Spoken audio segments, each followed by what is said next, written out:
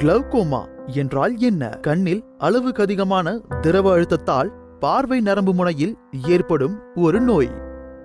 பார்வை நரம்பு சேதம்.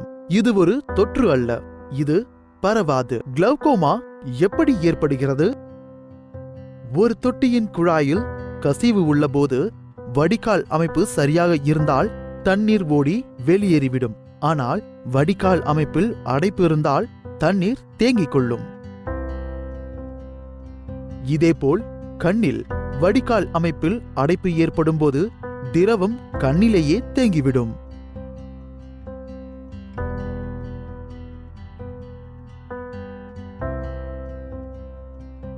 திரவம் சேர சேர அது கண்ணுக்குள் அழுத்தத்தை அதிகரிக்கும்.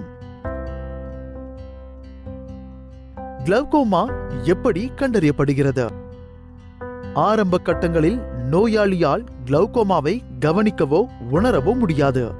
இது பொதுவாக ஒரு வழக்கமான கண் பரிசோதனையின் போது கண்டறியப்படுகிறது, அல்லது ஏற்கனவே ஒரு குறிப்பிட்ட அளவு சேதமடைந்த பிறகே நோயாளியால் கண்டறியப்படுகிறது. படிப்படியாக பார்வை மாற்றமும் பிறகு பார்வை இழப்பும் தான் சேதத்தை உணர்த்துகிறது. வெவ்வேறு வகையான கிளௌகோமா உள்ளதா? 2 முக்கிய வகைகள் உள்ளன. நாள்பட்ட அல்லது திறந்த கோண கிளௌகோமா, தீவிர அல்லது மூடு கோண கிளௌகோமா. வயது முதிர்ச்சி காரணமாக ஏற்படுகிறது. வலி இருக்காது, எச்சரிக்கை அறிகுறிகள் இருக்காது, மிக மெதுவாகவே வளர்ச்சி அடைகிறது, திடீரென ஏற்படுகிறது, அதிவேகமாக வளர்ச்சி அடைகிறது. யாருக்கெல்லாம் ஏற்படலாம்? எல்லோருக்கும் கிளௌகோமா ஏற்படும் ஆபத்து உள்ளது. என்றாலும் வயது கூடியவர்களுக்கு ஏற்பட அதிக வாய்ப்பு உள்ளது. 40 வயதுக்கு மேற்பட்டவர்கள், குடும்பத்தினருக்கு கிளௌகோமா இருந்த வரலாறு, கண்ணில் அடிபட்ட காயங்கள் கொண்டவர்கள், நீரிழிவு கொண்டவர்கள், நீண்ட காலமாக ஸ்டெராய்டுகளை பயன்படுத்துபவர்கள், நீண்ட காலமாக தடிமனான கண்ணாடிகளை அணிந்திருப்பவர்கள். கிளௌகோமா எப்படி கண்டறியப்படுகிறது? கிளௌகோமாவை கண்டறிவதற்கும் அதன் வளர்ச்சியை கண்காணிப்பதற்கும் 4 பரிசோதனைகள் பயன்படுத்தப்படுகின்றன. டோனோமெட்ரி கண் அழுத்தத்தை அளவிடுகிறது. கோனியோஸ்கோபி கண்ணின் வடிகால் கோணத்தை சோதிக்கிறது.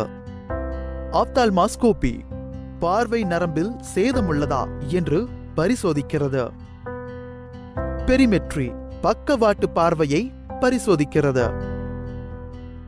கிளௌகோமாவை குணப்படுத்த முடியுமா? ஆரம்ப கட்டத்திலேயே கண்டறிந்தால் மேற்கொண்டு சேதம் ஏற்படாமல் கிளௌகோமாவை கட்டுப்படுத்தி பார்வையை காக்கலாம். கண் சொட்டு மருந்துகள், லேசர், அறுவை சிகிச்சை. கிளௌகோமாவை கட்டுப்படுத்த முடியும் என்றாலும் கூட ஏற்கனவே ஏற்பட்ட சேதத்தை நம்மால் சரி செய்ய முடியாது. கிளௌகோமாவை கட்டுப்படுத்துவதற்கு வழக்கமான இடைவெளிகளில் கண் பரிசோதனைகள் அவசியம். கிளௌகோமாவை தடுக்க முடியுமா?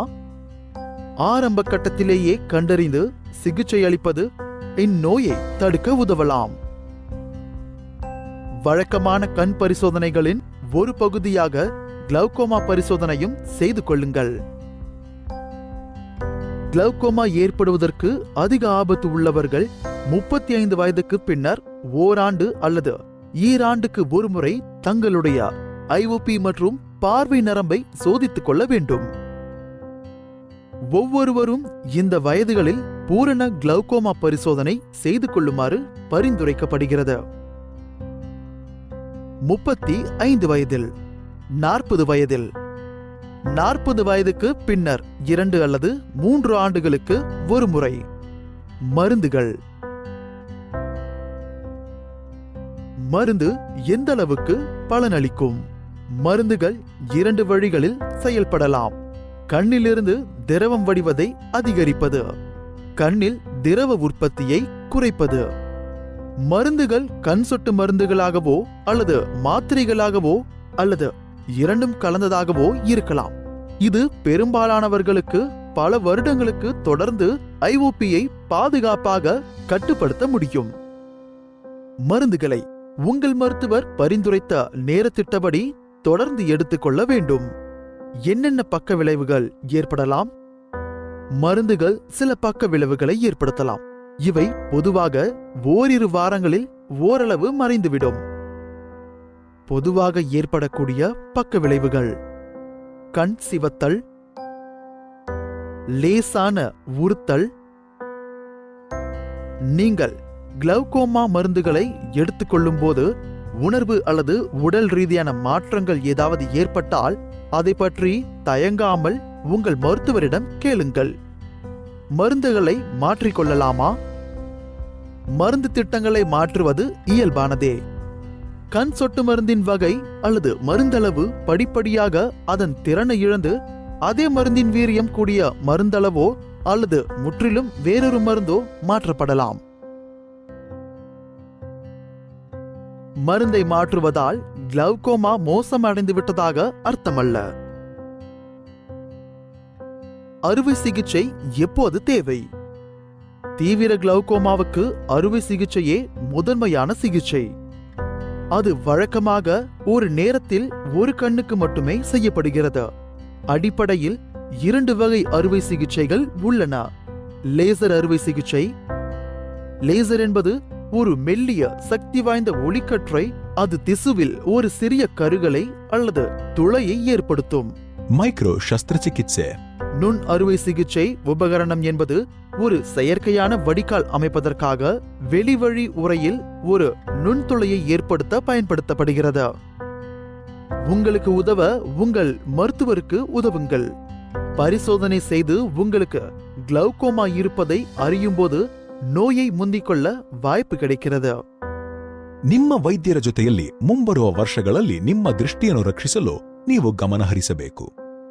நீங்கள் சமீபத்தில் நோயறியப்பட்ட கிளவுகோமா நோயாளியாக இருந்தால் ஐஓபி கட்டுப்பாட்டுக்குள் வரும் வரை அதை வாரம் ஒருமுறை அல்லது மாதம் ஒருமுறை பரிசோதித்துக் கொள்ளுங்கள். உங்கள் ஐஓபி பாதுகாப்பான அளவில் இருந்தாலும் கூட வழக்கமான பரிசோதனைகளுக்காக ஒரு வருடத்தில் பல தடவை உங்கள் மருத்துவரை சந்திப்பது அவசியம். உங்கள் கரிசனைகள், கேள்விகள் ஆகியவை குறித்து உங்கள் மருத்துவருடன் விவாதித்து உங்களுக்கு இருக்கும் சிகிச்சை வழிகள் பற்றி கூடுதல் தகவல்களை தெரிந்து கொள்ளுங்கள். உங்களுக்கு இருக்கும் சந்தேகங்கள், கேள்விகள் சாதாரணமானவை என தோன்றினாலும் அவற்றை பற்றி கண்டிப்பாக உங்கள் மருத்துவருடன் பேசுங்கள். கிளவுகோமாவை சமாளிப்பதற்கான 7 பரிந்துரைகள். கிளவுகோமாவை சமாளித்து வாழ 7 அடிப்படை கட்டளைகள். நான் தொடர்ந்து எனது மருத்துவரை சந்திக்க செல்வேன். எனக்கு எவ்வித அறிகுறிகளும் இல்லாவிட்டாலும் கூட மற்றும் எனது ஐஓபி கட்டுப்பாட்டில் இருந்தாலும் கூட எனது மருத்துவர் அறிவுறுத்தியபடி நான் எனது மருந்துகளை வழக்கமாக எடுத்துக்கொள்வேன். மருந்து எடுத்துக்கொள்ள நான் மறந்துவிட்டால் அது ஞாபகத்துக்கு வந்ததும் அதை எடுத்துக்கொள்வேன். அடுத்த மருந்தெடுப்பு நேரம் வரை காத்திருக்க மாட்டேன். ஏதேனும் இயல்பற்ற அறிகுறிகள் அல்லது மாற்றங்கள் இருந்தாலும் உடனே அதை எனது மருத்துவரிடம் தெரிவிப்பேன். நான் கிளவுகோமாவுக்கு சிகிச்சை பெற்று வருகிறேன் என்று குறிப்பிடும் அடையாள அட்டையை எப்போதும் நான் அணிந்து கொள்வேன். எப்போதும் என் கைவசம் கூடுதலாக மருந்து வைத்திருப்பதை உறுதி செய்து கொள்வேன். நான் ஒட்டுமொத்த ஆரோக்கியமான வாழ்க்கை முறையை பராமரிப்பதன் மூலம் எனது கண்கள் மற்றும் உடலை கவனித்துக் கொள்வேன். கண் சொட்டு மருந்து பாட்டிலை எப்படி திறப்பது? கண் சொட்டு மருந்து பாட்டிலை திறப்பதற்கு முன்னர் உங்கள் கைகளை சோப்பு போட்டு நன்றாக கழுவவும். பாட்டிலில் உள்ள அறிவுறுத்தல்களை படிக்கவும். கண் சொட்டு மருந்தை சோதனை செய்து பாட்டிலின் காலாவதி தேதியை பார்க்கவும். பாட்டிலை மெதுவாக குலுக்கவும் அல்லது உங்கள் கைகளுக்கு இடையே உருட்டவும். வேகமாக குலுக்காதீர். பாட்டிலின் மூடியை கழற்றி அதை ஒரு சுத்தமான இடத்தில் வைக்கவும். பாட்டிலின் முனையை தொடாதீர். கண் சொட்டு மருந்தை எப்படி பயன்படுத்துவது? படி 1. உட்கார்ந்து உங்கள் தலையை பின்னால் சாய்க்கவும் அல்லது தலையை தட்டையாக மேல் நோக்கியவாறு வைத்து படுத்துக் கொள்ளவும். படி 2. உங்கள் கீழிமையை கீழே இழுப்பதன் மூலம் ஒரு குழிவை ஏற்படுத்துங்கள். படி 3. பாட்டில் உங்கள் கண்ணில் படாமல் அந்த குழிக்குள் ஒரு சொட்டு விடவும்.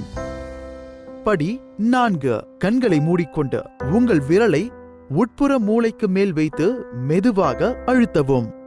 நீங்கள் ஒரே நேரத்தில் 2 அல்லது கூடுதல் வகையான கண் சொட்டு மருந்துகளை பயன்படுத்தினால் கண்ணில் அடுத்த சொட்டு விடுவதற்கு முன்பு பல நிமிடங்கள் காத்திருக்கவும்.